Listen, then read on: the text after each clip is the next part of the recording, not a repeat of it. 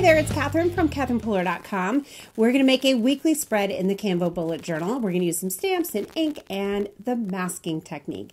I recently did a fun tracker video, and you may have seen that. It's the same concept, but we're going to do a whole weekly spread this time.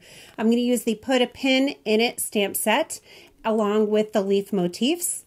Our color palette is going to be Tutti Frutti Lime Ricky. I'm going to use the icing on the cake. And after this video was done, I felt like it needed another color, so I added a little bit of teal in there. You'll have to hop over to my blog to see the finished pages. I'll have the link below in the description on YouTube if you're viewing there. The first thing I'm going to do is count over to the center. In the very back of my Canvo, I have a handy reference that tells me how many dots over and how many dots down this bullet journal is, so then I can just look there for easy reference. And I did my two little dots showing me where the center is.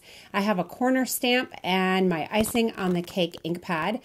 When I started stamping, this ink pad was just a little bit too juicy, so you see I took a scratch piece of paper and I just basically stamped the little CP Mini onto the scratch paper just to remove a little bit of that ink. So using the corners like this makes it really quick and easy to divide up your page for the days of the week.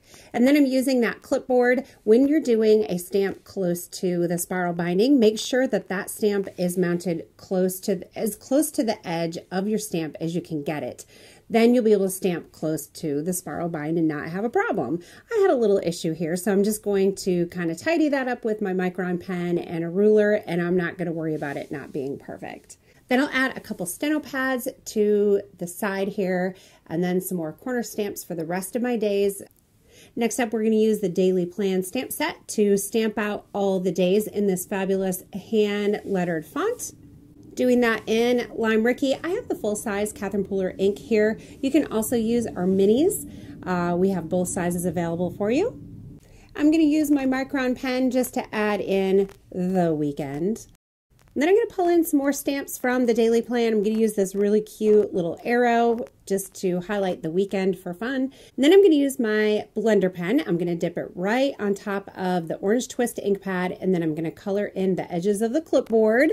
So in case you're not familiar with the blender pen, it's basically a clear marker. You can use it to pick up color from your ink pad and then color with it. And as you keep coloring, the color will disappear out of the tip.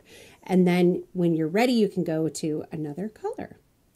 So next I'm going to use the Leaf Motif stamp set. I'm just going to use this solid stamp. I'm stamping it off on scratch paper and then stamping it straight onto my layout. And then I'll use the kind of outline stamp on top. I could either stamp that in black and then color in with my blender pens, or I can layer it on top of that first stamp that I stamped. So now here's where the masking technique comes in. I stamped the clipboard on scratch paper and I cut it out, and then I'm just laying it on top of the stamped image.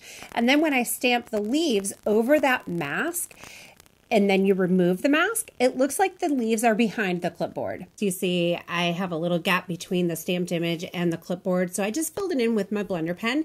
But to avoid that, if you're doing a mask like I did here where you stamp the image and then cut it out, cut a little bit inside the line. That will help give you a little bit of room between your stamped image and the mask so that the stamped images will meet each other, if that makes sense.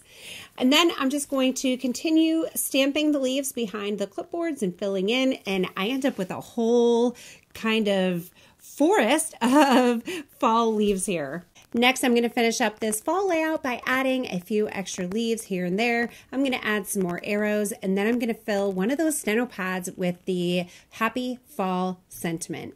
This ended up being a really cute, super fun spread. Can't wait to fill it in with my to-do lists and my appointments and all of that fun stuff. So I really have enjoyed creating themed monthly spreads in my Canvo bullet journal, and that's why we created Club Canvo, which is a monthly subscription.